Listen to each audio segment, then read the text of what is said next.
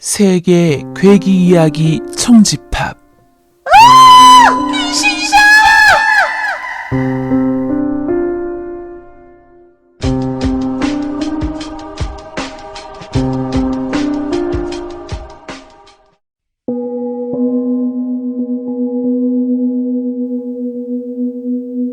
왕진의 원한. 김대감에게는 딸이 9 있었다. 김대감은 딸들을 무척 사랑했다. 맏딸이 시집갈 나이가 되었다. 김대감은 고르고 골라 인물 좋고 집안 좋고 머리가 뛰어난 청년을 사윗감으로 결정했다. 혼인날을 잡아놓고 결혼 준비를 하는데 맏딸이 피부병에 걸렸다. 피부병에 걸린 딸의 몸에서는 시체 썩는 냄새와 곰팡이 냄새가 났다. 옆에 가까이 갈 수도 없을 만큼 냄새가 지독했다. 김대감은 용하다는 의원은 다 불러 치료를 했으나 딸의 병은 더욱 심해지기만 했다. 도저히 혼인식을 치를 수가 없었다.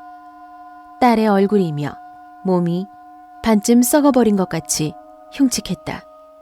김대감은 할 수 없이 혼인 날짜를 뒤로 미루었다. 그러자 동네에 이상한 소문이 났다. 대감의 딸이 문둥병에 걸렸다는 것이었다. 이 소문은 퍼지고 퍼져서 약혼자의 집안에까지 전해졌다. 그래서 혼인 이야기는 없었던 것으로 하자는 통보가 왔다. 김대감은 가슴이 아팠으나 어쩔 수가 없었다. 그 후부터 맏딸은 골방에 갇혀 살게 되었다.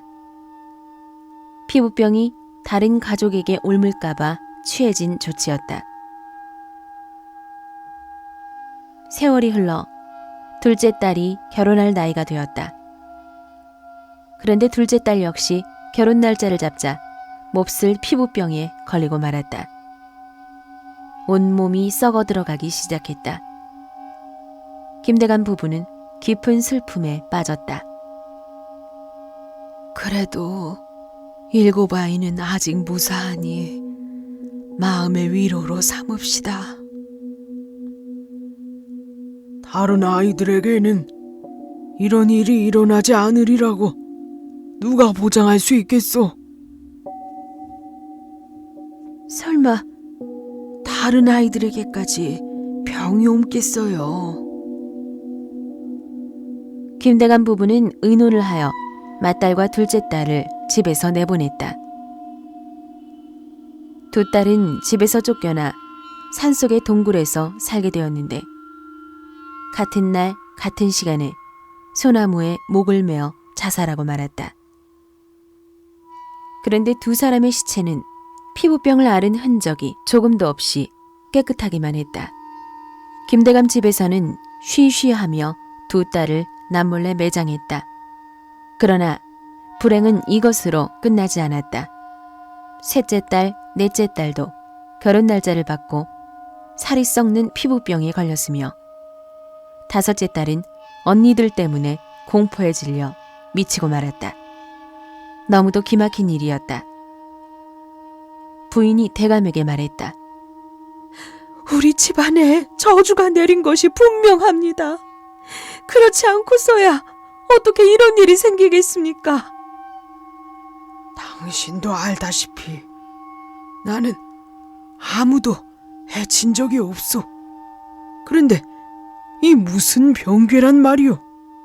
우리 탓이 아니면 조상 탓이겠지요.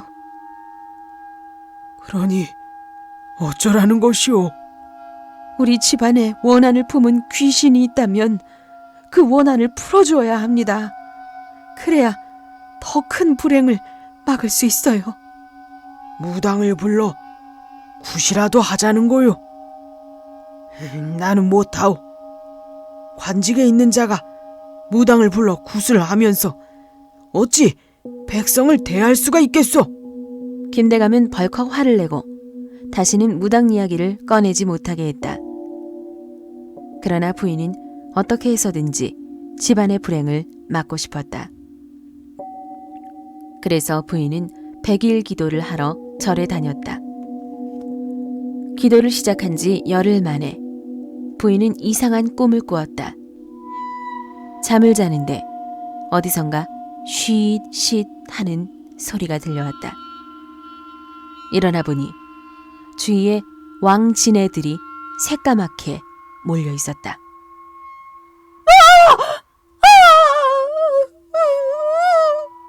부인은 너무도 무서워 소리를 질렀다. 대감이 놀라 부인을 깨웠다. 부인은 잠에서 깨어 한참 멍하니 있더니 갑자기 인상이 무섭게 변했다. 그리고 거칠고 쉰 목소리로 말했다. 대감, 들으시오. 우리는 충청도 감나무골 골짜기에서 살던 왕진의 가족이요. 당신의 외할아버지가 지금부터 40년 전에 보약으로 쓴다고 우리 가족 1000마리를 모두 잡아먹었소. 그 원한이 사무쳐서 우리는 죽어도 눈을 감을 수 없었고 저승으로 갈 수도 없었어.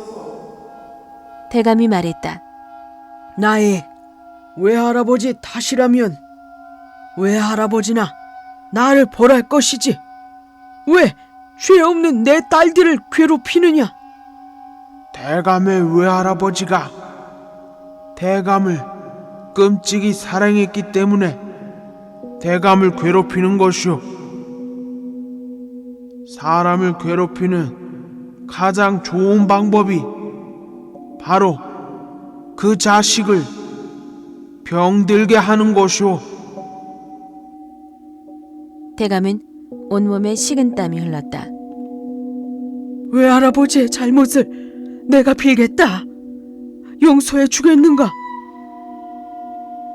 쉽게 용서할 수는 없소. 무리를 한두 마리만 잡아먹어도 될 것을 1000마리나 잡아먹어 우리 가족을 몰살시켰소. 저주가 영원할 것이오. 말을 마치고 부인이 옆으로 픽 쓰러졌다.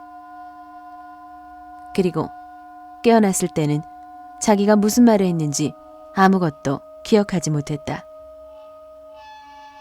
김대감은 다음 날 외할아버지가 살던 충청도 감나무골로 갔다. 그리고 진해의 영혼을 위해 제사를 지내주었다. 그러나 진해들은 원한을 풀지 않고 계속 김대감의 집안을 저주했다. 6째 딸과 7째 딸도 피부병에 걸렸다. 원한을 쉽게 풀 리가 없다. 1000마리나 되는 신의 가족을 몰살시켰으니.